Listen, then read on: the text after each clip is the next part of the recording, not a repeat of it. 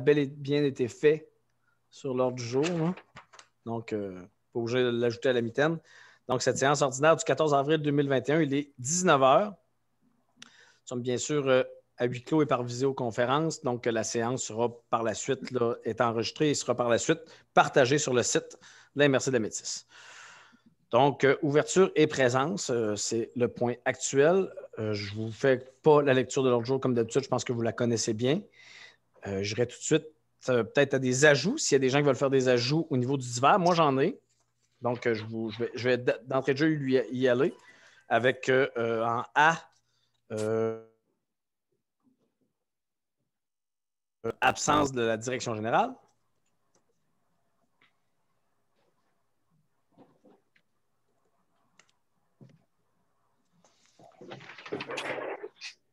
Plan de match pour l'absence de la direction générale. Je me sens comme un prof de français qui fait une dictée. Donc, plan de match pour l'absence de la direction générale. Par la suite, service de génie.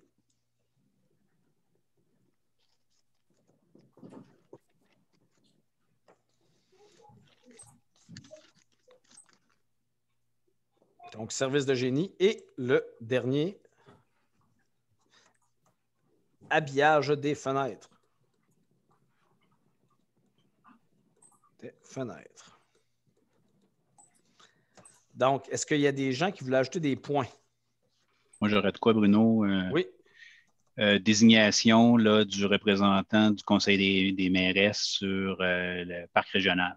Il faudrait le remettre à jour. Là. Je pense que la dernière fois qu'on l'a fait, c'était en 2. Parfait. Excellent. Merci. Est-ce qu'il y a autre chose? Est-ce que tu peux répéter, Martin, s'il te plaît? Désignation du représentant du Conseil des mairesses au parc régional. Oui, sur le CA du parc régional. Oui. Excusez-moi, c'est-tu le parc régional de la Rivière-Métis? Oui, tout à fait. On en a-tu d'autres? Excusez. J'en connais juste un à date. C'est parce que l'importance des écrits, vous comprenez? Oui, l'acronyme PRRM pour les intimes. Est-ce que j'avais autre chose en E?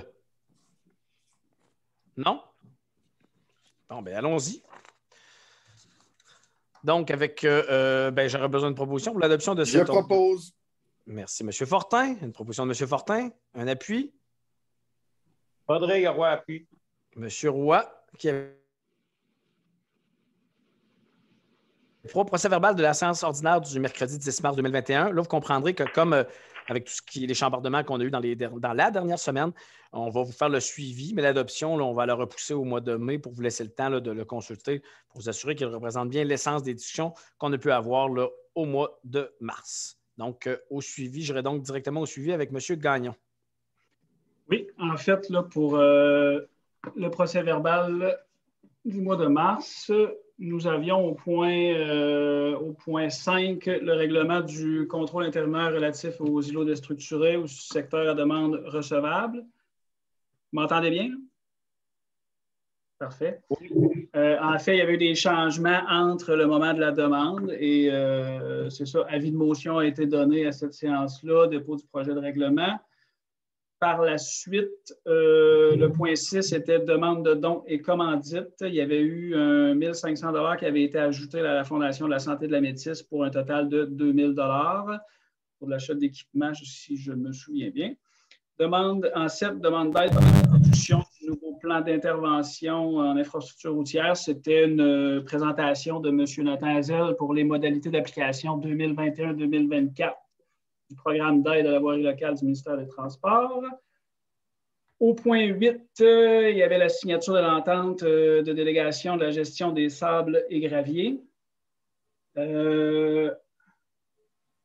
Au point 9, un rapport de la commission d'aménagement qui avait été fait par M. Jean-François Fortin, président de cette commission. Au point 10, nous avions parlé du rapport d'activité annuelle en incendie. Les rapports 2016 à 2019 avaient été acceptés et le rapport 2020 avait été accepté aussi. Au point 11, brève présentation et acceptation là, de la politique de communication. Au point 12, suivi des travaux de révision de la politique culturelle. C'était une présentation de l'avancement pour la politique culturelle. Au point 13, schéma de couverture de risque en incendie. Il avait été décidé de débuter le plus rapidement possible la révision de ce schéma, de faire une entente avec la MRC, avec la municipalité de Sainte-Luce. Et c'est ça que les frais pour la réalisation du schéma soient pris à même le budget de fonctionnement du département incendie. Au point 14, il y avait le poste d'agent d'attractivité et de promotion territoriale. Le point avait été reporté à ce soir. En divers, on avait parlé des règlements sur les nuisances publiques, point d'information, de discussion concernant là, la modification sur les nuisances publiques, principalement là, au niveau de la décharge d'armes à feu. En divers B, demande d'enveloppe additionnelle dans le cadre du programme d'aide d'urgence aux petites et moyennes entreprises. Donc, il avait été proposé de demander une enveloppe supplémentaire au ministère de l'Économie et de l'Innovation dans le cadre du programme d'aide. En divers C, développement local, M. Bruno Paradis informe les élus qu'une procédure sera mise en place concernant les demandes en développement régional. Elle a d'ailleurs été envoyée, là, un formulaire de demande qui est envoyé aux directeurs généraux. Il y en a d'ailleurs qui ont commencé à rentrer.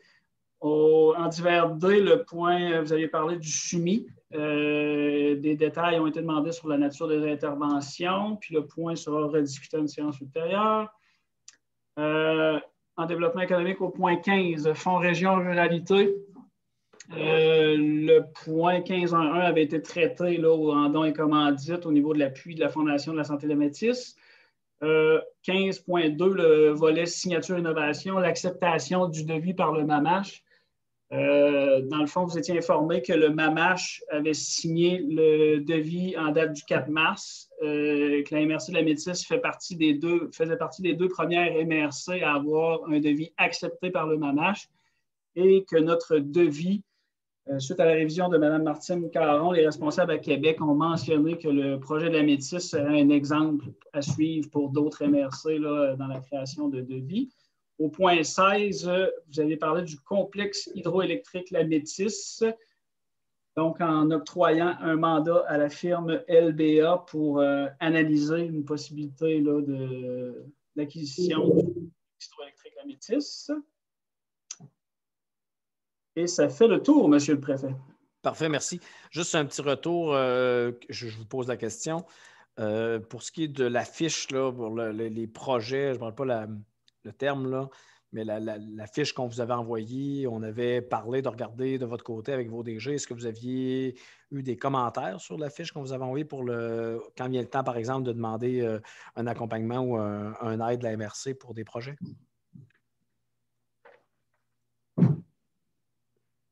Oui, Mme Michaud. C'est sûr que, comme commentaire, je pense que Claude l'a déjà su un peu de la part de ma directrice générale. La plupart trouvent que ça fait de la paperasse encore inutile à remplir, que c'est encore une tâche qu'on vient leur ajouter. Puis je pense qu'ils sont déjà débordés. La plupart des DG là, sont déjà débordés. Puis c'est surtout dans les petites municipalités, on manque de personnel. Puis c'est les mêmes tâches que dans les plus grosses municipalités. On a juste moins de personnel pour le faire. Donc, oui, même si le formulaire n'est pas long, ça ajoute quand même à leur tâche. Parfait. Non, c'est bon. J'entends des enfants. Oui, Mme Blanchet-Vézina. Oui, en fait, moi, c'était plutôt l'inverse. Je ne veux pas contredire Mme Michaud. C'est probablement qu'on a plus de staff peut-être à l'interne, mais chez nous, ça a été très bien accueilli. Seul commentaire, c'est que je pense que pour la culture, là, on a donné jusqu'au 29 avril pour prendre une décision, je pense. Puis on était court, là, justement, pour être capable de remplir une demande correctement, mais Ceci étant, là, ça a très bien été reçu chez moi.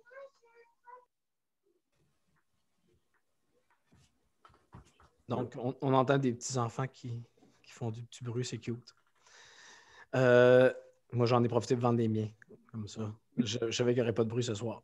Donc, blague à part, regardez, on va les prendre les commentaires. C'est sûr que si on mettait une procédure en place, on voulait changer l'idée que ça se fait à coup de téléphone, puis on ne sait jamais quel dossier rentrait avant l'autre. On n'avait pas le choix d'avoir un minimum. Là. C'est sûr qu'éventuellement, ça pourrait se faire directement sur Internet, mais on ne peut pas. Je pense que la demande, c'était justement que ça arrête de se faire un peu sur la gueule, puis que des fois, on a l'impression qu'il y en a qui passent avant d'autres, là, ou que les dossiers n'avancent pas. Fait que là, au moins, la journée où est-ce que le PDF est rempli, est envoyé, bon, on a une preuve concrète là, que cette journée-là, ça a été demandé. Mais s'il y a d'autres commentaires, on va les prendre. C'est un work in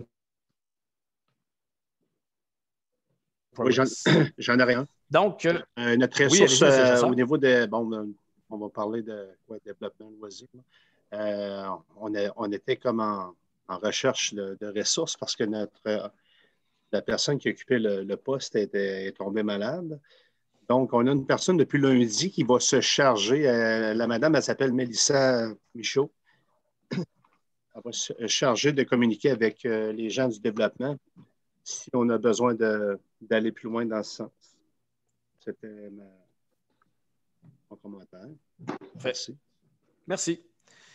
Donc, je passerai, vous comprendrez que je vais passer par-dessus le point 4 de la première période de questions pour me rendre directement au point 5, avis de conformité du règlement 2021-04 de Sainte-Flavie. Là, je pense que c'est M. Gagnon qui veut prendre le relais à partir de là, c'est bien ça?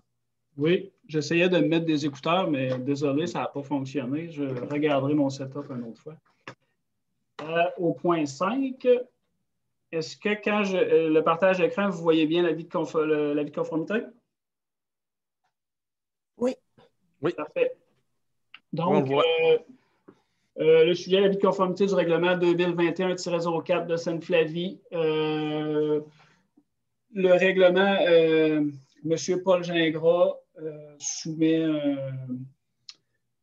suggère d'approuver ce règlement, considérant l'article 137.3 de la loi sur l'aménagement de l'urbanisme. La MRC doit approuver un règlement qui modifie le règlement de zonage d'une municipalité. Considérant aussi que la municipalité de Sainte-Flavie a adopté le 22 mars 2021 le règlement numéro 2021-04, modifiant le règlement de zonage 2011-04. L'objectif, c'est de permettre au cœur du village, dans les zones multifonctionnelles, l'exploitation simultanément des ressources, des commerces de vente au détail et de produits alimentaires et la vente au détail de produits divers combinés ou non à un logement, en plus de l'usage service d'hôtellerie ou de restauration. L'analyse a été réalisée par la ministre de la MRC et démontre que ce règlement est conforme aux objectifs du schéma d'aménagement et de développement ainsi qu'aux dispositions du document complémentaire. Martin Soucy propose. Oui, attendez, juste un petit instant. J'ai Mme Bérubé. Je pense qu'il y avait un commentaire, c'est bien ça? Il faut ouvrir votre micro, Mme Bérubé. Il y a une erreur hein, dans ton dessin. Ça monte. Ici, là, attendez. Ça remonte un petit peu. Ici, là, règlement de zonage 2011. C'est 2021 ou c'est 2011? C'est le règlement numéro 2021-04. Oui, mais c'est écrit 2011. Mais il modifie le règlement. OK, c'est bon. 2011-04. Je ne vais pas parler. Pas de problème. Oui, c'est notre ancien règlement qui modifie. Oui, je viens d'allumer. Donc, j'ai une proposition de M. Soucy. Une seconde, je l'attends. Un appui de M. Laflante. Parfait. En 6, avis de conformité du règlement 2021-1449 de Montjoly. Bon, le sujet d'avis de conformité du règlement 2021-1449 de Montjoly. En fait, considérant en vertu de l'article 109.7 de la loi sur l'aménagement et l'urbanisme que la MRC doit approuver ou désapprouver un règlement qui modifie le plan d'urbanisme d'une municipalité, considérant que la Ville de Montjoly a adopté le 6 avril 2021 le règlement 2021-1449 modifiant les aires d'affectation du plan d'urbanisme, ce règlement a pour objectif d'agrandir des secteurs à vocation commerciale, de permettre un développement résidentiel avec une densité d'occupation plus élevée, ainsi que de reconfigurer les rues projetées sur l'ensemble du territoire. Considérant que l'analyse a été réalisée par l'aménagiste de la MRC et démontre que ce règlement s'avère conforme aux objectifs du schéma d'aménagement et de développement, ainsi qu'aux dispositions du document complémentaire, Voilà. Donc, je propose Maurice Chrétien. Et j'appuie Caroline. Parfait. Donc, j'ai une proposition de M. Chrétien et un appui de Mme Dubé. Donc, en 7, avis de conformité du règlement 2021-1450 de Montjoly. Considérant qu'en vertu de l'article 137.3 de la loi sur l'aménagement et l'urbanisme, la MRC doit approuver ou désapprouver un règlement qui modifie le règlement du zonage d'une municipalité, considérant que la Ville de Montjoly a adopté le 6 avril 2021 le règlement numéro 2021-1450 modifiant le règlement du zonage 2009-1210. Vous entendez bien encore? Ça a coupé de mon côté? C'est bien? Oui, en tout cas, je pense que ça a coupé partout. Ah, OK. Considérant que ce règlement a pour objectif de créer une zone exclusive aux habitations unifamiliales à l'extrémité de l'avenue Beaupré, de transformer une zone de loisirs en une zone commerciale dans le secteur du stade du Centenaire, de modifier les limites de zones commerciales en bordure du boulevard Gaboury, de permettre des habitations en rangées et multifamiliales au sud de l'avenue Boisvert, ainsi que de reconfigurer le tracé des rues projetées sur l'ensemble du territoire. L'analyse a été réalisée par l'aménagiste de la MRC et démontre que ce règlement s'avère conforme aux objectifs du schéma d'aménagement et de développement et ainsi qu'aux dispositions du document complémentaire. Je propose. Donc, j'ai une proposition de Mme Dubé et un appui de M. Huet, c'est bien ça? André Garois. OK. Il va en avoir. C'est correct, j'avais déjà M. Reid, mais il va en avoir pour tout le monde. Je vais m'arranger pour qu'il y ait une. Donc, en point 8, avis de conformité du règlement 2021-1451 de Montjoly. Considérant qu'en vertu de l'article 137.3 de la loi sur l'aménagement et l'urbanisme, la MRC doit approuver ou désapprouver un règlement qui modifie le règlement de lotissement d'une municipalité. Considérant que la Ville de Montjoly a adopté le 6 avril 2021 le règlement numéro 2021-1451 modifiant le règlement de lotissement 2009-1211, considérant que ce règlement a pour objectif de réduire la profondeur minimale des terrains non contigus à un cours d'eau ou à un lac. L'analyse a été réalisée par l'aménagiste de la MRC et démontre que ce règlement s'avère conforme aux objectifs du schéma d'aménagement et de développement ainsi qu'aux dispositions du document complémentaire. Je propose. Donc, j'ai une proposition de M. Fortin. André Roy d'Esparon. Puis j'ai un appui de M. Roy. C'est bon? Parfait. Donc, en 9, adoption du règlement de contrôle intérimaire, règle 340-2021. Bon, l'objectif de la présentation, en fait, c'est l'adoption du règlement de contrôle intérimaire. Le projet de règlement a été présenté à la dernière séance du mois de mars. Avis de motion a été donné. Je vous ai fait un résumé du sujet tantôt au niveau du procès verbal du mois de mars. Je peux, Monsieur le Préfet, peut-être sauter le résumé du sujet au complet? Oui, de toute façon, je pense qu'on si vous êtes d'accord. Je vais t'inviter peut-être à fermer ta caméra. Ma caméra? Oui, parce que c'est ta bande passante à toi, parce que quand tout le monde, on continue de bouger, puis toi, tu gèles. Que... Donnez-moi une seconde.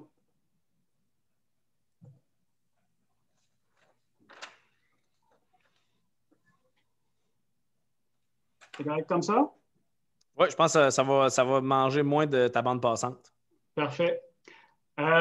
Bon, considérant que la municipalité régionale de Comté de la Métis a adopté le règlement numéro règlement 222-2007 décrétant un schéma d'aménagement et de développement révisé que celui-ci est entré en vigueur le 5 juillet 2017.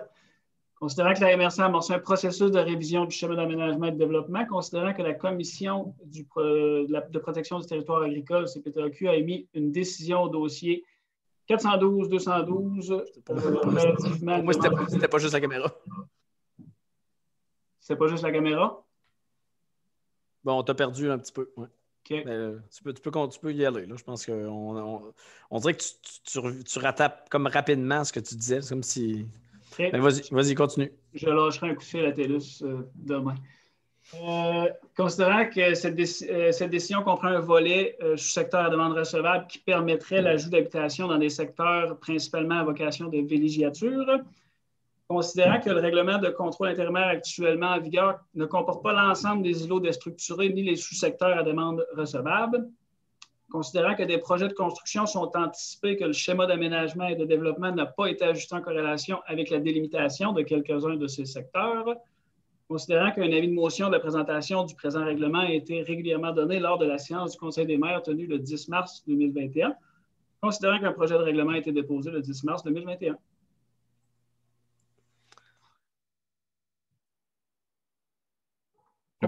Ah. J'ai une proposition de M. Deschamps et un appui de M. Reid, c'est ça? Je vais l'appuyer, oui. Correct. Parfait.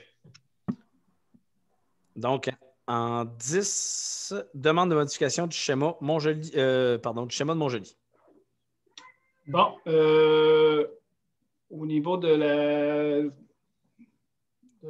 résumé du sujet, en fait, la Ville de Montjoli a demandé une modification du schéma d'aménagement et de développement pour retirer d'une zone d'aménagement différée qu'on appelle ZAD un lot pour le transférer en une zone d'aménagement prioritaire.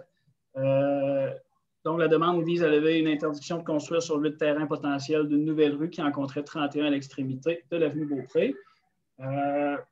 Considérant que la Ville de Montjoli demande une modification de schéma d'aménagement et de développement pour retirer d'une zone d'aménagement différée ZAD le lot 6 387 345 pour le transférer dans une zone d'aménagement prioritaire, considérant que la demande vise à lever une interdiction sur 8 terrains potentiels d'une nouvelle rue qui en compterait 31, considérant que le schéma d'aménagement... Ça a coupé, je vois ton sourire. Ça se peut-tu? Considérant que le schéma d'aménagement et de développement a comme orientation de planifier l'expansion des activités résidentielles, commerciales et industrielles dans une perspective d'amélioration de la qualité de vie, de rentabilisation des infrastructures, ainsi que de maintien de la sécurité publique. Considérant que le SAD a comme principe d'intervention privilégie une occupation du sol compact et en continu avec les espaces déjà construits et desservis en aqueduc et égouts. Considérant que lors de la modification du schéma en 2018, un échange de superficie prioritaire et différé avait été nécessaire puisque les inventaires des espaces disponibles réalisés conformément aux exigences gouvernementales démontraient que les zones d'aménagement prioritaire de l'agglomération de Montjoli bénéficiaient de suffisamment d'espace disponible à des fins résidentielles pour un horizon temporel supérieur à 2033. Considérant que l'évaluation de la demande annuelle moyenne en nouvelle habitation sur un cycle immobilier de 15 ans est de 6,3, ce qui correspond à 95 terrains pour un horizon temporel 2036. Considérant que les inventaires des espaces, je commence à savoir quand ça coupe, considérant que les inventaires des espaces disponibles réalisés à l'automne 2020 démontrent une banque de terrains constructibles de plus de 230 terrains, soit 131 terrains avec tous les services existants auxquels s'ajoute un potentiel d'environ 100 terrains dans des zones d'aménagement prioritaire déjà vouées au développement. Considérant que des parties des lots 5 798 384 et 6 384 249 sont situées dans les aires d'approche et de décollage de la piste nord-sud de l'aéroport et que la nature du sol s'avère moins appropriée pour l'érection de nouvelles constructions. Donc, pour ces motifs, il est proposé par... Je propose. M. Gagné. J'appuie. Et appui de M. Fortin. C'est bizarre, je m'entends comme en feedback. Parfait. Donc, 11, demande de modification du schéma Sainte-Flavie. En fait, bref résumé du sujet, la municipalité de Sainte-Flavie demande une modification du schéma d'aménagement et de développement afin d'agrandir une zone industrielle dans le secteur de la jetée de l'Institut Maurice-Lamontagne. Cette demande vise la construction d'un bâtiment industriel et l'entreposage de bateaux. Considérant que la municipalité de Sainte-Flavie demande une modification du schéma d'aménagement et de développement afin d'agrandir la zone industrielle dans le secteur de la jetée de l'Institut Maurice-Lamontagne, la demande vise la construction d'un bâtiment industriel et l'entreposage de bateaux. Considérant qu'une modification du schéma en 2013 spécifiait que ce lot devait constituer un espace tampon par rapport à la résidence voisine et être exempt de bâtiments afin de préserver le panorama sur le fleuve à partir de la route de la mer. Considérant que la partie de terrain autorisée spécifiquement en 2013 pour l'entreposage de bateaux ne semble pas être utilisée à son plein potentiel. Considérant que l'utilisation dérogatoire d'un lot après l'installation de mesures d'encadrement n'accorde pas de droits acquis, considérant que le schéma a comme objectif de contrer la banalisation des paysages et des bâtiments patrimoniaux, considérant que le schéma a comme principe d'intervention prévenir ou atténuer les inconvénients générés par la présence d'activités industrielles et protéger les caractéristiques actuelles du territoire et un impact visuel positif afin de maintenir une qualité de paysage favorable au tourisme et un cadre de vie quotidien stimulant. Considérant que la MRC de la Métis a adopté la Charte des paysages du Bas-Saint-Laurent qui implique les engagements suivants: maintenir les accès visuels et physiques à nos plus beaux paysages et assurer une intégration architecturale harmonieuse, surtout aux abords de nos principaux corridors routiers. Je propose. Une proposition de Mme Dubé. J'appuie. Un appui de M. Gagné. En 12, nouveau programme d'aide financière au MRC pour absorber les pertes liées à la COVID-19. Donc, vous en rappelez, on en a parlé la semaine dernière, c'est un montant de 844 000, dont la manière dont on l'a travaillé, c'était de minimiser le plus possible les impacts là, de la COVID, entre autres de la COVID, mais de minimiser les impacts là, sur les cotes-parts éventuels des municipalités. Donc, si vous vous rappelez, là, c'est comme ça qu'on l'a travaillé sur l'éventuel. Bonjour, jeune homme. Sur l'éventuel. Les éventuelles dépenses ou les éventuelles acquisitions qu'on devrait faire dans les prochaines années. Je pense que, encore une fois, M. Gagnon, vous allez me partager. J'imagine qu'on avait, je crois, une séparation entre les trois types de dépenses qui étaient des dépenses au niveau. Bon, parfait. Voilà, merci. Oui, vous avez l'avis d'inscription ici. En fait, considérant que la MRC de la Métis a obtenu une subvention de 844 000 de la part du MAMACH, considérant que des investissements sont à faire à ce niveau, au niveau du télétravail et des télécommunications, considérant les listes présentées pour les différents besoins au niveau d'équipement informatique global et pour la bâtisse d'ameublement et l'ajout de ressources humaines à 50 % avec une autre MRC pour le support en informatique et un poste à temps plein d'agent de bureau. En fait, vous voyez là les sous-catégories qui sont informatique globale, qui comprend serveur, inforoute, téléphonie IP, équipement informatique bâtisse, ameublement bâtisse pour le télétravail et ressources humaines qui comprend la demi-ressource et la ressource à temps plein. Donc, ce qui est demandé, c'est de pouvoir procéder. Et comme je vous ai dit en séance de travail, les soumissions seront demandées et à chaque dépense vous sera présentée. Je propose. Je seconde. Une proposition de M. Fortin, un appui de M. Laflamme.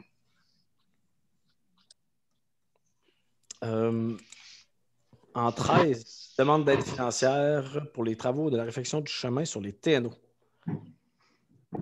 Bon, dans l'objectif de la présentation, là, nous voyons une lettre qui a été écrite à l'intention de M. Marcel Moreau, là, justifiant des travaux qui n'ont pas été faits là, en 2020. Donc, considérant que la MRC de la Métis est responsable des TNO de la Métis, considérant que des investissements d'environ 25 000 sur le réseau routier des TNO, la MRC de la Métis sont réalisés annuellement. Comme je vous ai dit, les travaux de l'année 2020 ont été reportés en 2021. Considérant que la ZEC veut relocaliser le chemin. Considérant que la ZEC veut relocaliser le chemin d'accès au lac des Chasseurs. En fait, ce qui est demandé, c'est d'octroyer un montant allant jusqu'à 30 000 à la ZEC Bas-Saint-Laurent pour relocaliser le chemin d'accès au lac des Chasseurs. 20 000 seraient prêts à partir du budget courant et 10 000 proviendront des surplus accumulés des TNO. Je propose Maurice Chrétien. Donc, j'ai une proposition de M. Chrétien. Est-ce que j'ai un appui? Je seconde, Michel Côté. M. Côté. Parfait. En 14, demande d'ajustement des redevances forestières 2020. Bon, là, je sais que M. Gagnon nous a envoyé quelque chose qui était basé sur une étude qui avait été faite dans la vallée de Nampatapédia. J'ai eu une discussion encore avec M. Bélanger à propos là, de cette situation-là. Tu peux mettre quand même l'avis d'inscription. Vous pouvez mettre l'avis d'inscription de M. Gagnon. Mais les discussions que j'avais avec M. Bélanger tendaient à vous proposer de peut-être y aller avec correspondait peut-être plus à la réalité méticienne, mais aussi, pour avoir des vrais chiffres, d'y aller avec j'allais dire caler, c'est pas la bonne chose, de s'assurer qu'il y ait une rencontre du comité multiressources le plus rapidement possible pour avoir l'heure juste de la situation forestière, je dirais, de notre territoire. Ça ressemble pas mal à ça, M. Bélanger? Puis avec ça, avec, disons, les changements que je fais à la proposition, là, vous seriez à l'aise avec ça. C'est bien ça? C'est ça. Fait que donc, là, tu es encore sur le 25 000. Ça n'a pas changé? En tout cas, pour moi, non. Là. Regarde ta caméra, ça lag autant.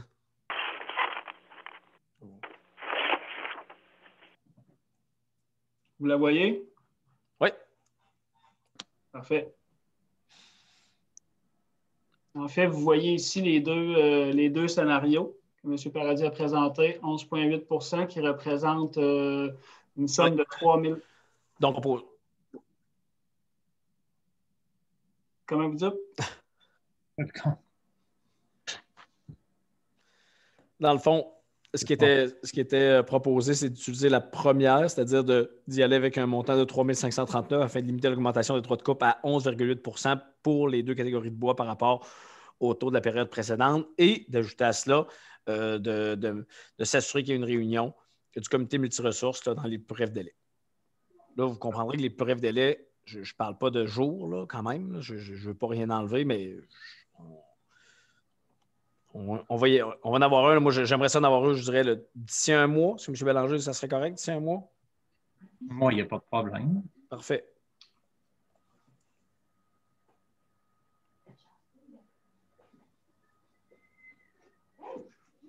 Fait que donc.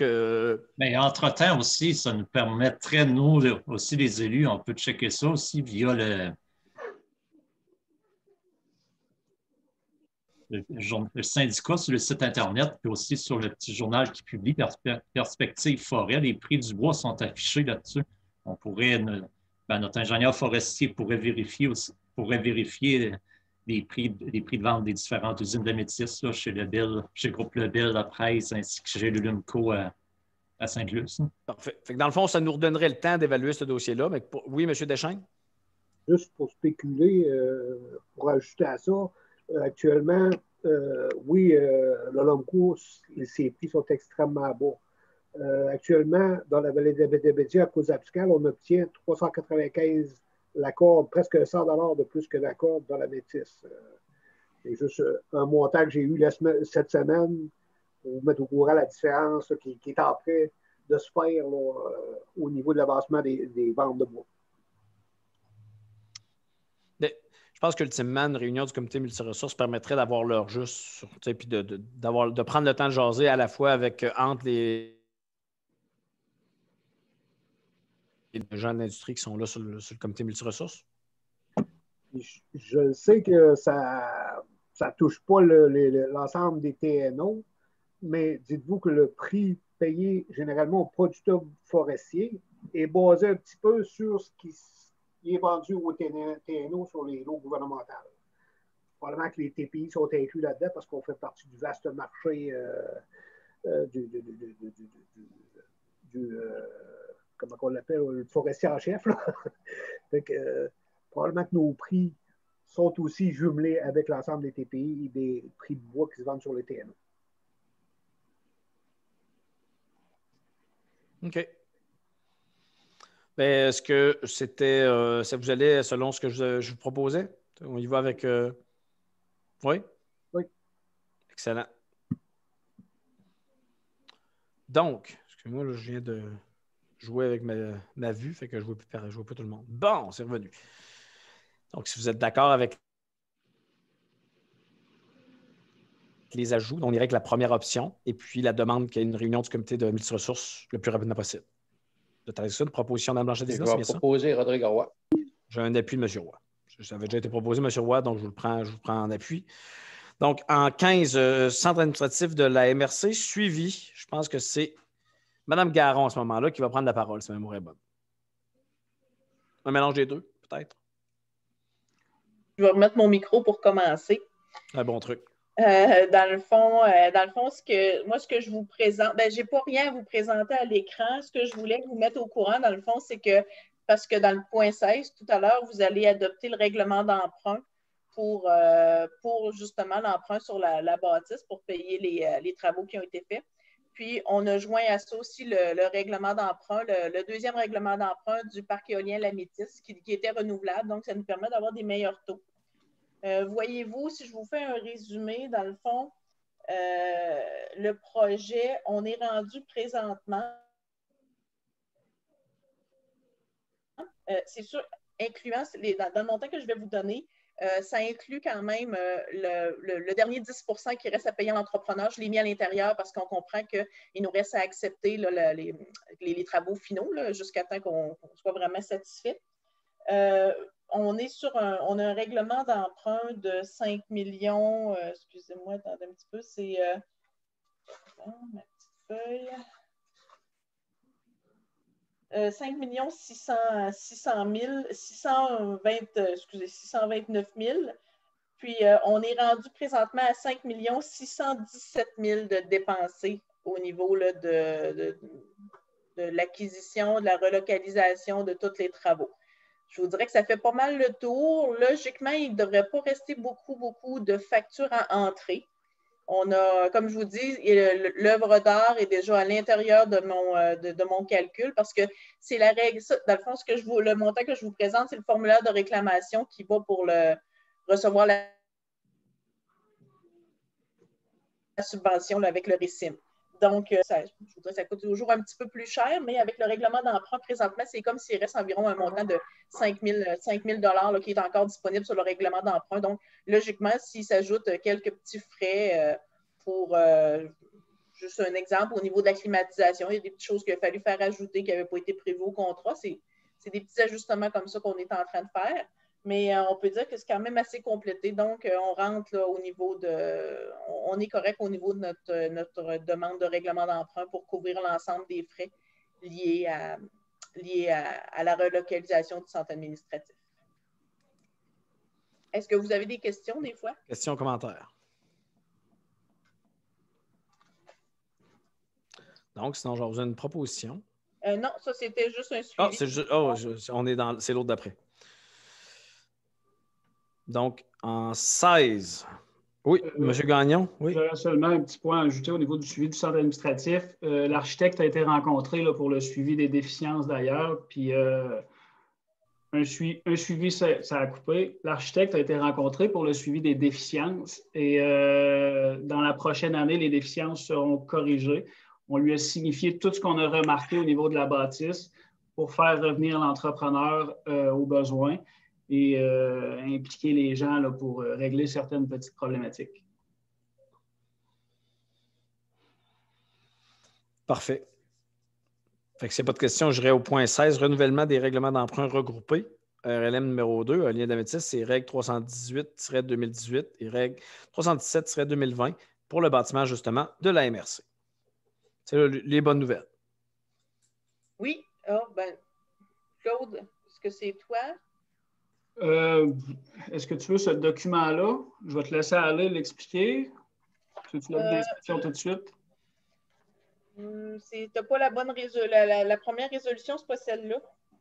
Tu veux la résolution? OK. Dans le fond, c'est la résolution. Oui, ça serait le 16.1. Oui, celle-là. Ça, c'est. Ben, quoi que je pense qu'ils rentrent aux deux dans le même point. Écoute, c'est relatif, là, ce que je vois. Mais dans le fond, c'est ça, c'est qu'il y avait, au niveau de la bâtisse, ce qu'on présente là, c'est que le premier règlement d'emprunt que vous voyez, c'est de 1 137 500. C'est le règlement que je vous parlais tout à l'heure pour c'est le règlement d'emprunt numéro 2 pour notre projet éolien Lamitis. Donc, il était renouvelable. Il y avait 5 ans déjà de fait dessus. Ça, c'est son renouvellement. Ensuite, les 3 autres montants que vous voyez, c'est le règlement d'emprunt sur la bâtisse. Donc, ce que vous pouvez voir, c'est que le premier règlement, le 318-2018, c'était le premier règlement d'emprunt qui avait été fait pour qui devait être correct pour faire notre localisation.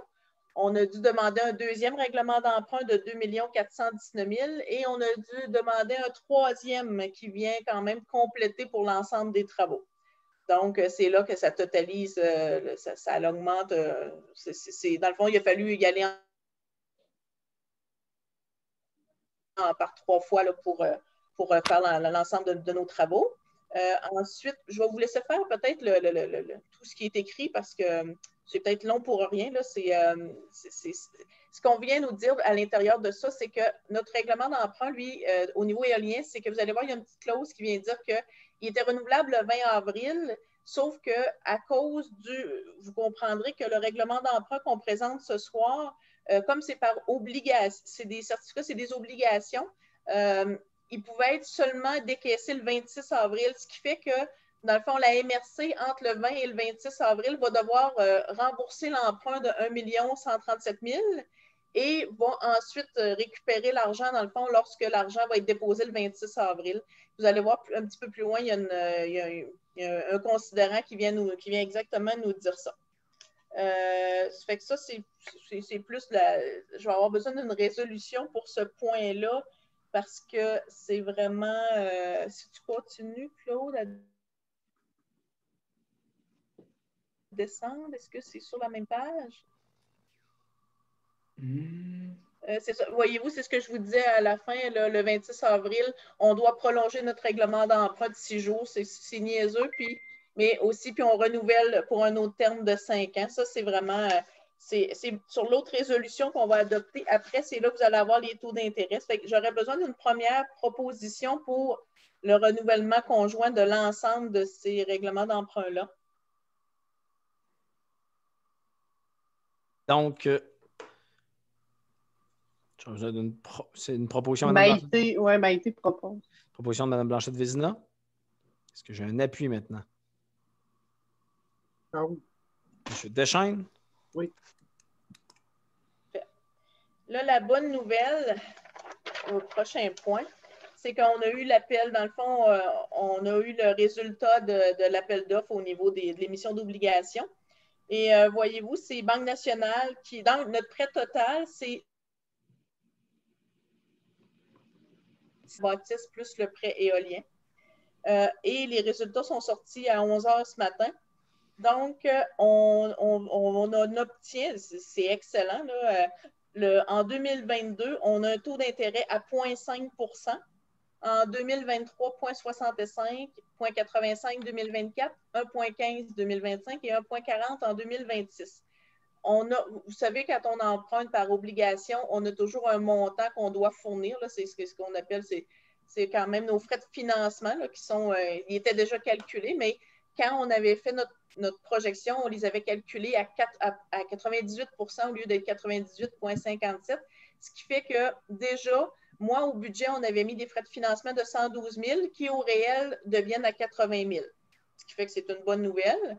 Et notre coût réel au niveau de notre emprunt est de 1,67 623 %. Donc, pour un emprunt global de plus de 6 millions, les taux sont extrêmement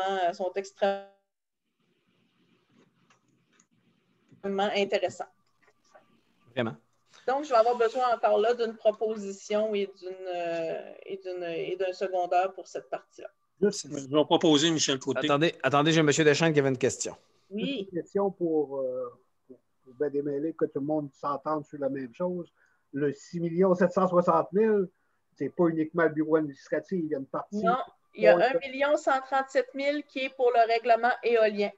Vous comprendrez que le fait qu'il y a un règlement éolien qu'on vient de signer à 0,5 %, automatiquement, ça va être plus de redevances dans vos municipalités parce que ça va coûter moins cher de remboursement.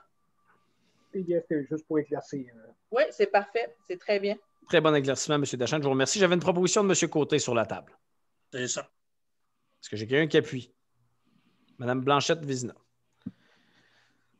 Donc, en 17 demandes de dons et commandites. Au niveau des dons et commandites, ce mois-ci, nous avons reçu 3 demandes. Une demande qui vient du développement métis défi Ose entreprendre, la 23e édition du défi Ose entreprendre. Le montant demandé est de 495 $. Le montant recommandé par le comité est de 495 $. Le centre de formation professionnelle, la raison de la demande, c'est le Gala Méritas. Aucun montant spécifique n'a été demandé. Le montant recommandé est de 250 $. Et l'école Lévesque, au niveau de Saint-Donat, avec un projet régional pour ce qui est au niveau du jardin pédagogique et saveur Bas-Saint-Laurent, il y a une balance de 535 $, donc c'est discrétionnaire sur 535 $. Montant recommandé, 500 $. Donc, vous faites grâce des considérants. Questions, commentaires, sinon je vais prendre des propositions. Je propose Caroline Dubé. J'ai une proposition de Mme Michaud. C'est une question, Mme Blanchette-Vézina? Non, c'est une proposition de Mme Michaud et un appui de Mme Dubé. C'est correct, ça? On dit ça comme ça, merveilleux. Rapport annuel de la Cour municipale commune de la MRC. Encore une fois, M. Gagnon, la parole est à vous. Oui, vous voyez bien le rapport annuel à l'écran? Oui, parfait. Je vais aller tout de suite à la page 7. Là. Je vais vous faire un résumé quand même assez rapide. Là. Oh, une erreur est survenue. Bon, on ne voit plus le rapport de la Cour municipale, je crois. Donc, je vais vous le résumer. En page 7, on voyait le nombre de constats qui a légèrement augmenté. 2085 constats au total pour 2020 versus 2037 pour 2019. À la page 9, on voit un montant total de 456 513 $. À la page 10, je vais essayer de vous le partager. Non, ça ne fonctionnera pas. À la page 10, ça parle du bilan routier. Moins de collisions vu le moins grand nombre de voitures sur le chemin, mais plus de collisions impliquant des piétons et des cyclistes, vu la grande popularité du vélo suite à l'arrivée de la COVID. En page 11, on parle de 77 000 en retombées pour les municipalités en 2020 versus 62 000 $ en 2019, donc une augmentation. Les séances de cours ont été sur pause du mois de mars, dès le début de la COVID, jusqu'à la fin juin. Il y a quand même eu presque le même nombre de dossiers qui ont été traités que l'année précédente. Puis, en 2020, la Cour municipale a un surplus de 55 732 $ et 37 sous. C'est le résumé du rapport de la Cour municipale. Question, commentaire? Non? Donc, c'est un dépôt. Oui. Merveilleux. J'irai donc au point 19, rapport annuel du Parc régional d'Arvert-Métis. Je ne sais pas si M. Reed est en mesure de nous faire un petit rapport, là, dans le fond, juste un petit... Petit, parce que tu as vu le rapport, tu veux que je résume ça beaucoup, ou... Non, parce que je ne veux pas mettre de pression. Ah non, absolument, ça me fait plaisir. Par contre, là, je veux juste voir, est-ce que... Ah, vous avez déjà le rapport, vous autres, visuellement de votre côté? Parfait. Bon, bien déjà, là, mise en contexte, hein, vous connaissez l'année qu'on a eue, c'était peut-être pas l'année idéale, là, pour se lancer dans des grandes actions. On avait quand même des plans ambitieux pour l'année.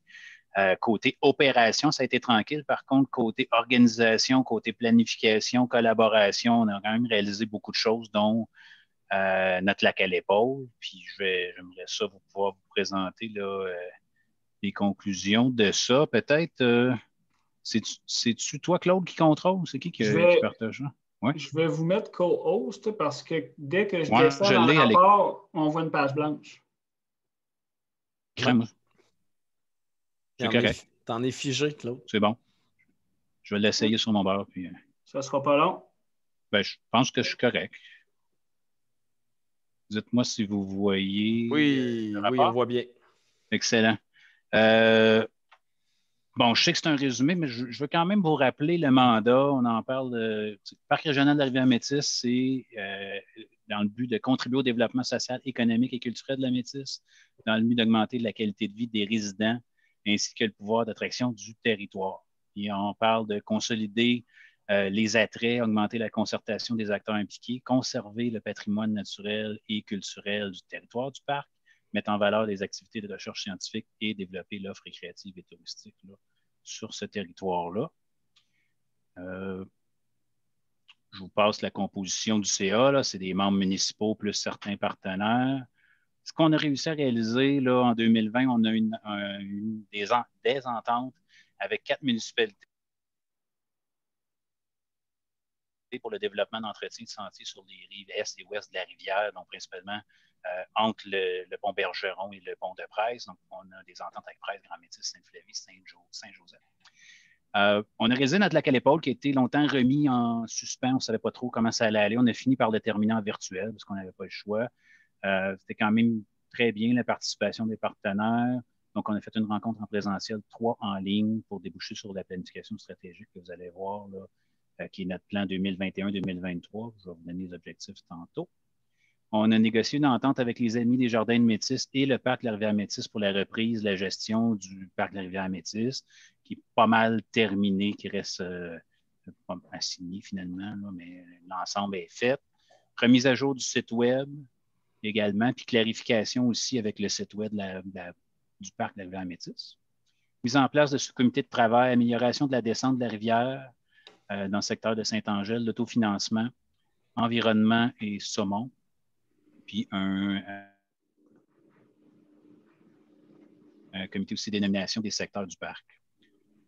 On a repris le bail du TPI qui est autour, dans le fond, là, du territoire du parc traditionnel du parc de la Rivière-Métis. Donc, c'est l'embouchure côté ouest de la rivière. Début de l'affichage pour le parc chez les partenaires, principalement dans le sentier Mitiwi. Donc, un affichage commun à l'effigie du parc avec les informations essentielles là-dessus. Appui au parc de la Rivière-Métis pour le développement d'une exposition permanente au pavillon d'accueil. Rencontre avec les consultants et l'MTQ pour la reprise du pont Bergeron. Donc, vous savez que les discussions s'accélèrent. On veut en faire vraiment une priorité. Quand je dis on, je parle du gouvernement et non pas juste du parc. C'est une importance d'être assis à la table et de suivre ces discussions-là.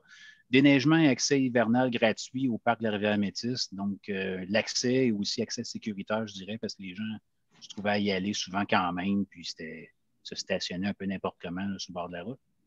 Collaboration avec Technosciences Est du Québec pour la mise en place d'un camp de jour scientifique au parc cet été, mesures sanitaires le permettant, mais sinon, ça avance bien. Mise à disposition temporaire par la MRC d'une direction à temps plein, on parle de Cathy Laplante. Rapidement, côté budgétaire, ça a été relativement tranquille. Nos revenus proviennent de subventions pour l'année. Il n'y a pas eu d'opération officielle du parc, étant donné la situation. On a pris la décision de ne pas l'ouvrir officiellement. On l'a laissé accessible au public local, mais il n'y a pas eu de location de camping, il n'y a pas eu de vente de matériel promotionnel. Donc, ce qui nous a laissé quand même avec un bénéfice net pour l'année de 3 256,34. On était relativement tranquille dans les dépenses de ce côté.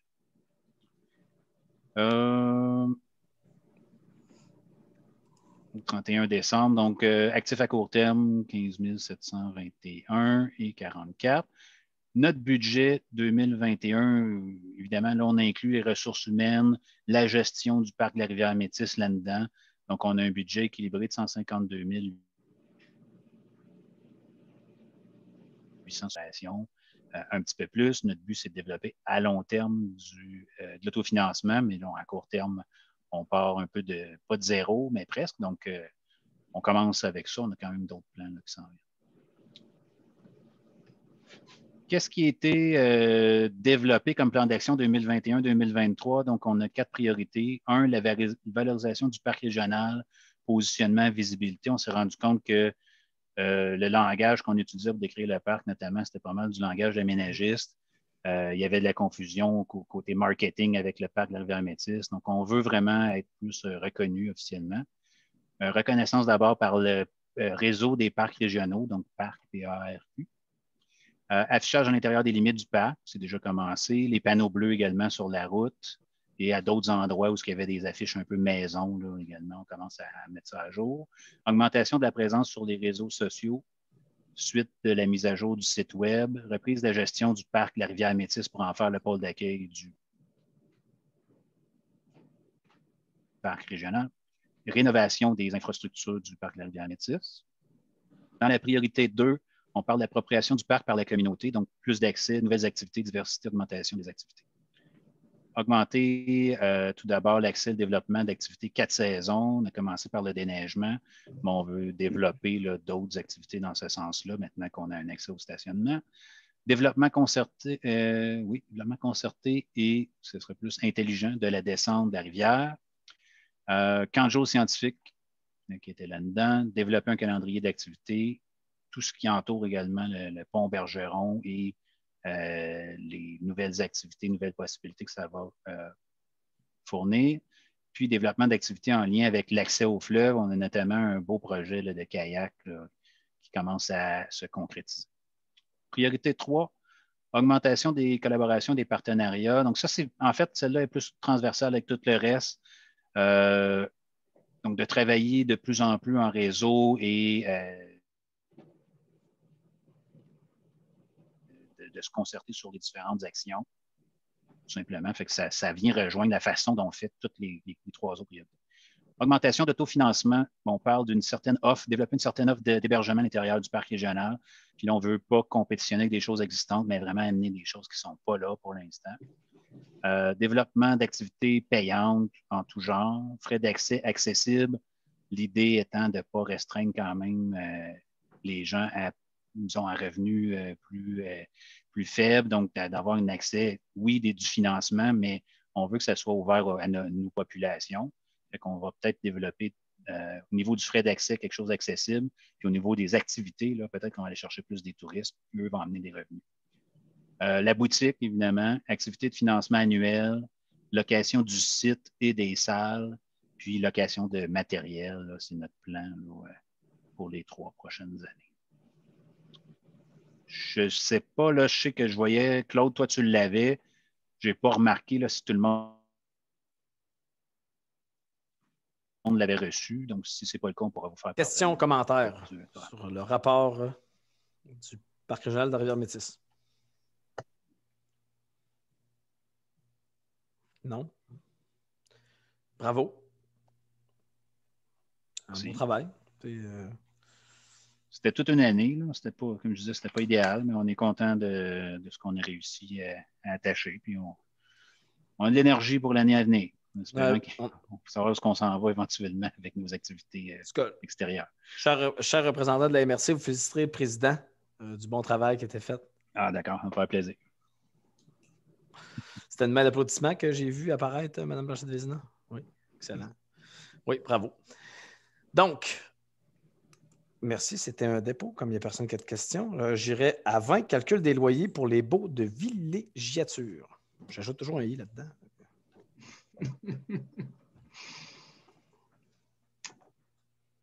Ça va être Mme Garon qui va présenter ce point-là. Ça ne sera pas long, c'est que, vous savez, on a pris, depuis 2011, on a pris la délégation de la gestion des baux de villégiature, sablières et gravières. On nous exige d'envoyer les avis de paiement 45 jours à l'avance, sauf que cette année, ça, ce qu'il voulait dire, c'est qu'il fallait envoyer nos factures le 15 février. Et cette année, on a reçu les nouveaux taux dans le courant du mois de mars. Donc, nous, on a respecté notre 45 jours obligatoire. C'est juste que finalement, ils ont augmenté les taux de base d'environ 1 $ par bail de villégiature. Donc, on serait obligé de refaire combien de dossiers? C'est pour 86 dossiers, il faudrait faire une facture de 1 $ chacun. Poster ça, 1 $. Donc, c'est financièrement, là, puis il ne faut pas oublier qu'on redonne 50 % de ce montant-là au ministère des sans compter que 86 factures d'1 $, ça prend quand même du temps à faire ça. Là. Vous comprendrez que même si on met une minute par facture, on en a pour 1h30. Donc, c'était beaucoup de temps perdu. Puis, ça a bien donné parce que c'était notre vérificatrice, Mme Jean, qui était sur place quand c'est arrivé.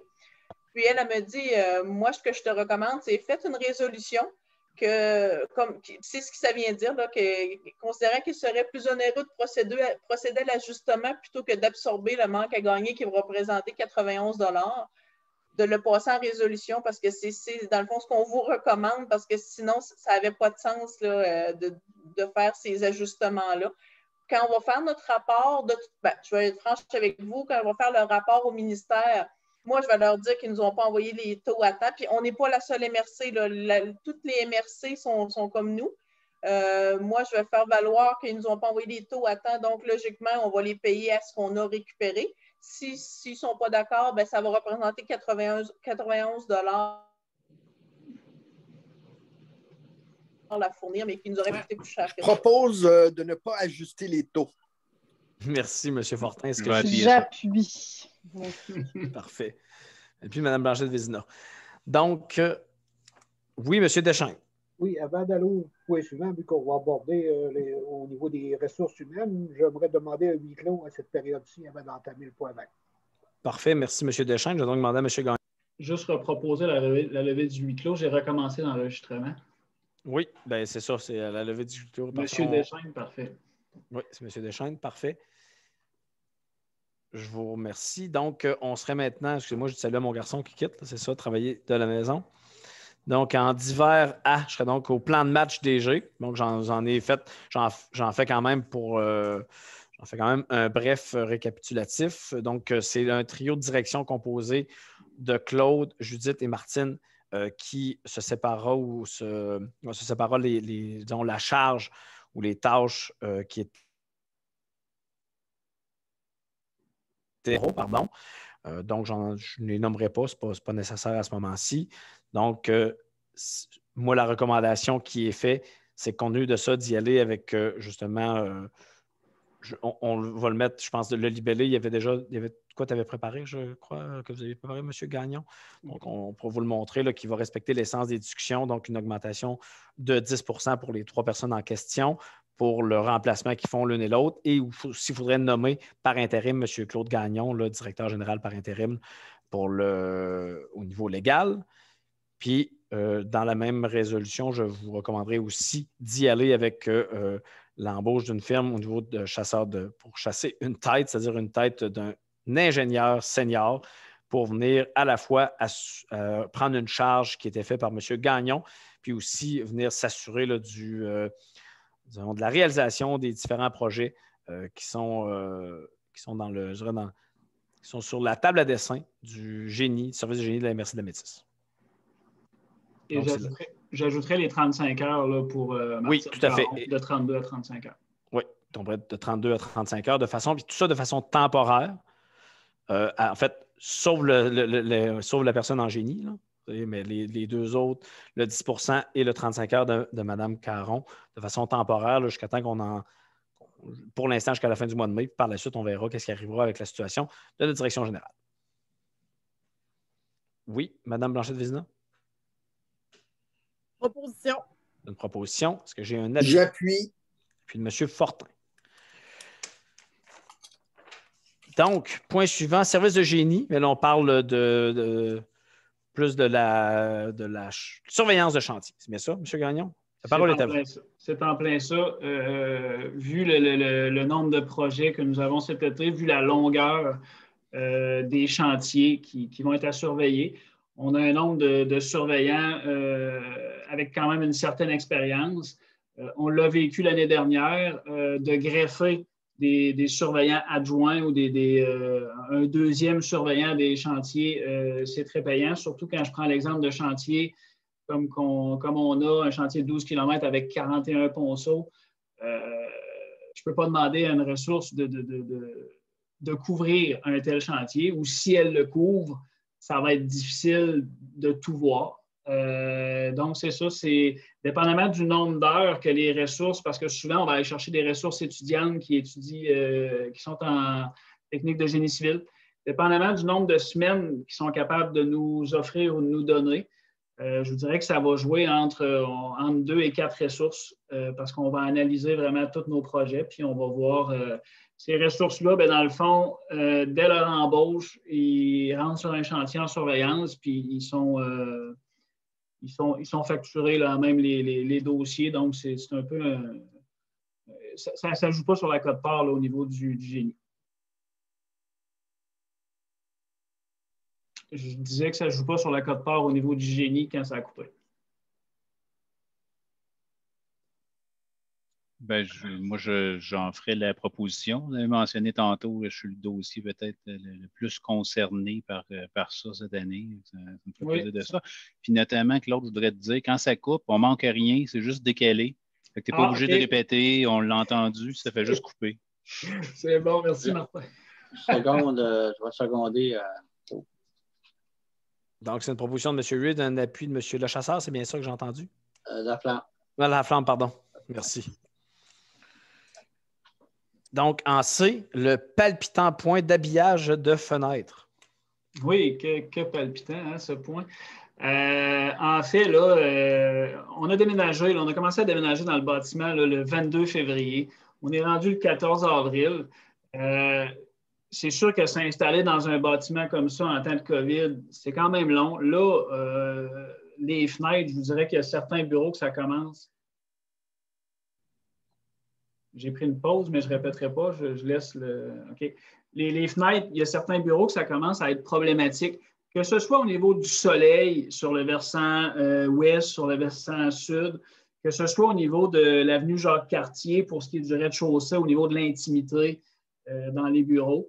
Donc, je suis allé chercher une soumission là, pour des vitres teintées pour toute la façade rez-de-chaussée Jacques-Cartier, pour la façade rez-de-chaussée, la façade ouest et sud, et pour 2 bureaux au niveau du CLD qui sont vers l'ouest aussi, qui sont extrêmement exposés au soleil, et un autre bureau au niveau du génie à l'ouest aussi. Ça fait un grand nombre de fenêtres. En fait, j'ai une soumission là, de Vitrerie Montjoly pour teinter ces fenêtres-là. C'est une pellicule là, qui est traitée pour la chaleur, qui réfléchit les rayons du soleil et qui, le jour, permet que les gens ne voient pas à l'intérieur de la bâtisse au niveau du Jacques-Cartier. Vitrerie Montjoly m'ont sorti une soumission à 8 040,50 $ plus les taxes pour toutes les fenêtres que je viens de vous mentionner là. Je suis allé chercher, on a un bureau triple et un bureau double au génie. Au niveau du bureau triple, c'est des fenêtres, il n'y a aucune fenêtre qui ouvre.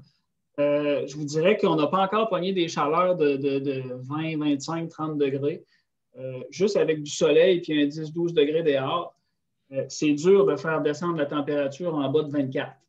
23, 24, là, c'est au 2e étage en plus. Donc, on n'irait pas avec des pellicules teintées pour ces 2 bureaux-là. On irait avec des stars solaires. J'ai fait faire une soumission à la Quincaillerie Centre-Ville.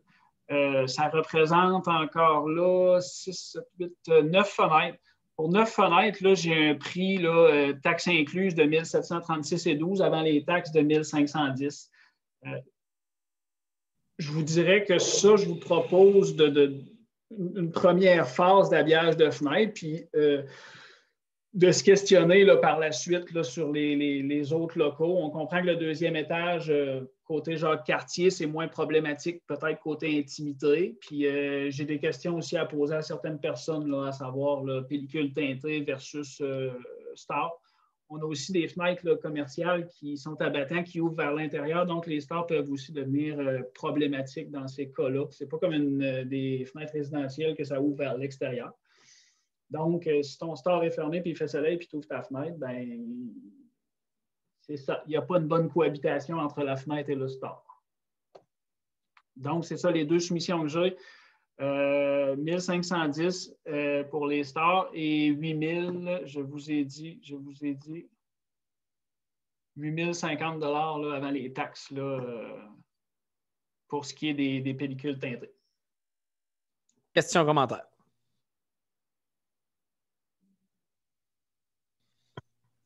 Sinon, est-ce que j'ai une proposition? Je propose Caroline Dubé.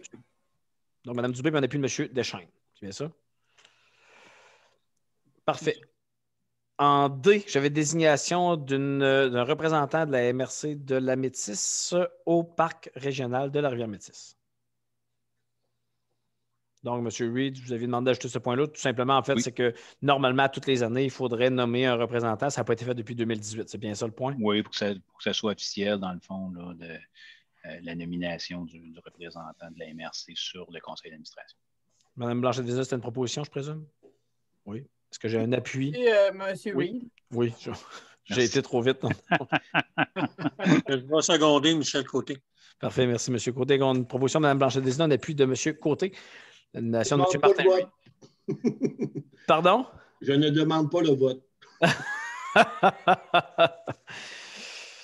Donc, j'en serais rendu au point 21, Fonds Région et Ruralité, volet 3, nomination du représentant. Deux représentants de la MRC au sein du conseil d'administration de Métis-Lab. Donc, vous vous rappelez, vous connaissez le topo, c'est un peu la même chose. On se doit de nommer 2 représentants de la MRC de la Métis au conseil d'administration de Métis Lab.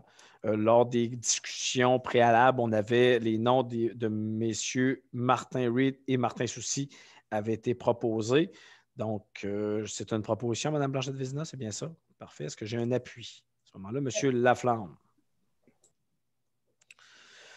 En 21.2, volet 4, comité de vitalisation, recommandation d'acceptation de projet. Donc, dans le fond, il y a des projets, je pense, Claude, que tu vas nous sortir ou...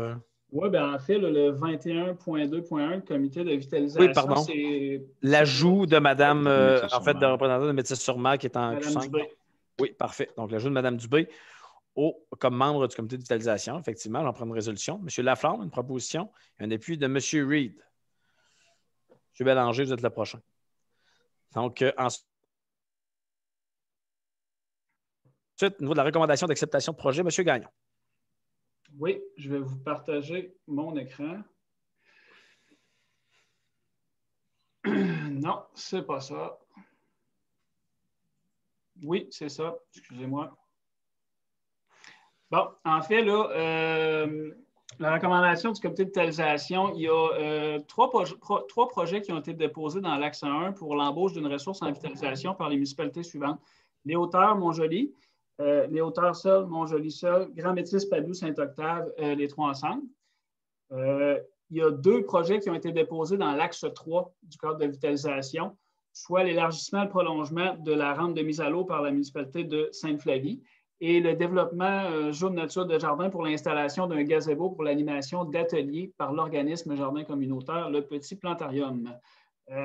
Les projets ont été déposés, ils ont tous été analysés à partir des critères établis dans le cadre de vitalisation. Les projets répondent aux critères d'admissibilité et lorsqu'applicable, des conditions ont été émises là, avant tout versement. Les membres du comité d'analyse ont déposé une recommandation favorable pour les projets mentionnés. Je vous présente les projets, vous les voyez à l'écran. Vous voyez les projets associés au montant. Je ne sais pas si vous avez des questions ou commentaires.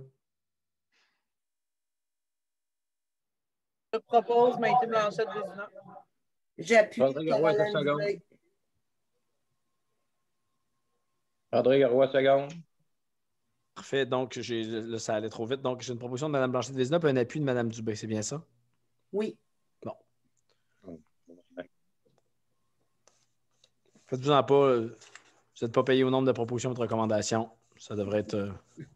tout le monde va être correct. En 21.2.3, c'est le projet d'engagement de ressources en attractivité et en promotion territoriale.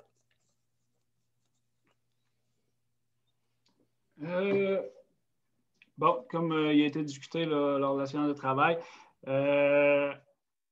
en fait, là, je vais vous y aller avec les considérants. Je vais vous épargner tout ce qui avait été discuté. Bon, les tâches inhérentes au dossier d'attractivité et de promotion territoriale, ça nécessite beaucoup de temps et de suivi. On avait une ressource en tourisme qui a quitté à l'automne 2020. Ce poste-là, qui a quitté ses fonctions, puis ce poste ne répond pas aux besoins de promotion exprimés par le milieu. La charge de travail découlant de la volonté de la MRC de la Métis d'être active en attractivité et en promotion territoriale ne peut pas être ajoutée au mandat de la responsable en communication marketing. On vous l'avait expliqué un petit peu, Mme Léa Delan, plus au niveau macro, plus au niveau stratégique, besoin d'une ressource pour mettre en œuvre au niveau de l'attractivité, de la promotion territoriale. Puis l'attractivité et la promotion territoriale doivent être rapidement prises en charge dans la Métis, compte tenu de l'avancement des autres régions dans ce dossier. On avait fait des comparatifs avec les autres MRC. Et c'est ça. Si on veut se positionner au niveau de la Métis, ce que j'ai demandé, c'est l'ajout d'une ressource, en fait, au niveau attractivité. Ce que j'aimerais préciser, c'est que cette ressource serait financée à partir du FRR volet 4, mais il y aurait une demande, dans le fond, de la MRC qui serait déposée au volet 4. Ça serait conditionnel à ce qu'on soit accepté au niveau du volet 4 là, par la MRC. Un commentaire. C'est une proposition, M. Laflamme? Non, un commentaire, c'est un commentaire, monsieur. Allez-y, M. Laflamme. Ouais. Ben, c'est juste parce que j'avais demandé l'autre jour, on n'a pas de chiffre, là. Hein? On n'a pas de. C'est ouvert ou. Le chiffre, vous voulez dire au niveau salarial? Je ne sais pas comment ça coûte, non? Tu veux dire qu'on présente des projets, les autres présentent des projets, on a des chiffres? Bon, on n'a pas de chiffres. Là. Non, mais c'est parce que dans le fond, nous, Claude, tu peux y aller, mais dans le fond, nous, on a une convention qu'il va falloir respecter de toute façon. Puis le chiffre, il va être déposé au comité de vitalisation, mais on a une idée quand même générale. Là. Mais c'est juste avant de pouvoir déposer, c'est sûr qu'on va falloir déposer des chiffres au comité de vitalisation, mais avant de pouvoir. On se dit que ce serait bizarre de déposer au comité de vitalisation, être accepté pour s'en revenir à MRC. C'est sûr. Vas-y, Claude, tu voulais ajouter quelque chose? Pour ce qui est des chiffres, c'est tout simplement qu'on doit procéder à l'analyse de cet emploi-là. On doit procéder à l'analyse de cet emploi-là là, au niveau de la convention collective puis du guide d'évaluation des emplois. Là, ça, ça fait partie de la convention collective. Donc, de fournir un chiffre aujourd'hui, ça serait difficile. Ce qui est demandé, c'est de pouvoir procéder à l'analyse, justement. Okay, à une description de tâche. Si je comprends bien, c'est pour l'analyse, c'est pour l'instant. C'est ça? Bien, l'analyse puis le dépôt va aller au comité de vitalisation. En tout cas. L'analyse, c'est l'évaluation de l'emploi au niveau salarial. Okay. C'est parce que on ne pourra pas dire qu'on le paye plus ou moins. On a une convention. T'sais. Quand l'analyse va nous donner que ça donne tel point, ben, il va falloir respecter ce chiffre-là. Là. Okay. C'est beau. Monsieur Deschamps. Je propose. Proposition. J'avais M. Bélanger tantôt que j'avais gardé en réserve. Oui, parfait. M. Bélanger en appui. Donc, je serai maintenant au point 22, projet éolien lac Alfred en suivi. Je ne sais pas si Judith a de l'info là-dessus. Là, c'est genre, normalement, c'est Marcel qui a l'info, mais. Ben, écoutez, présentement, on est dans l'attente des résultats finaux là, au niveau des états financiers parce que la firme comptable, habituellement, on aurait dû avoir une présentation en avril, mais là, bon, avec la COVID, avec tout ce qui se passe, c'est toujours un peu plus difficile. Donc, ça va aller au mois de mai. Donc, à la prochaine rencontre, on va être capable de vous présenter là, les états financiers, pas ceux qu'on peut adopter, mais au moins les internes. Donc, celui du lac Alfred et de la Métis aussi, on va pouvoir les adopter. Au niveau de lac Alfred, il est quand même, pour cette année, il va être à surplus, mais parce qu'on a eu des remboursements au niveau de certaines dépenses qui avaient été faites et qui finalement là, nous ont été remboursées. Il va vous être recommandé de le garder dans le fond d'urgence parce que ce n'est pas le projet le plus rentable.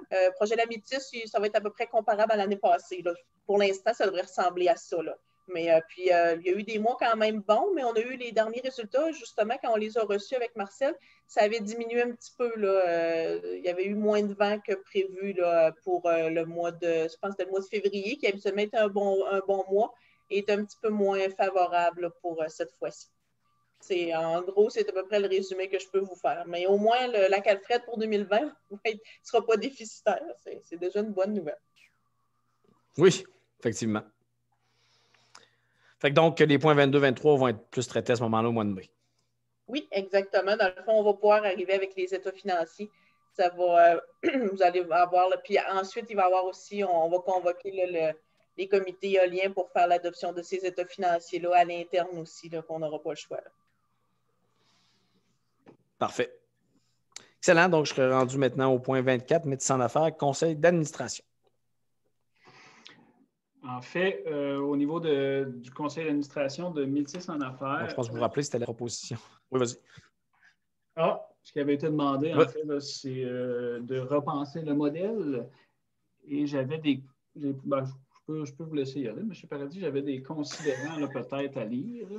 Non, mais je ne sais pas si les gens veulent... Je pense que l'essence du propos, c'était de réduire le nombre... Il y avait eu une demande quand même qui avait été faite. Je pense une volonté commune du conseil d'administration de médecins en affaires et du conseil des mairesses qu'il y ait moins de membres de façon générale, mais aussi moins d'élus.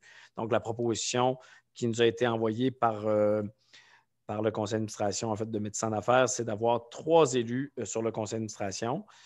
Et puis, ça peut être des élus ou des représentants nommés là, par la MRC, si ma mémoire est bonne. Oui, c'est un représentant. Oui, en fait, c'est ça. C'est un représentant pour la ville de Montjoly, puis 2 représentants de la MRC de Métis. C'est ça. Voilà.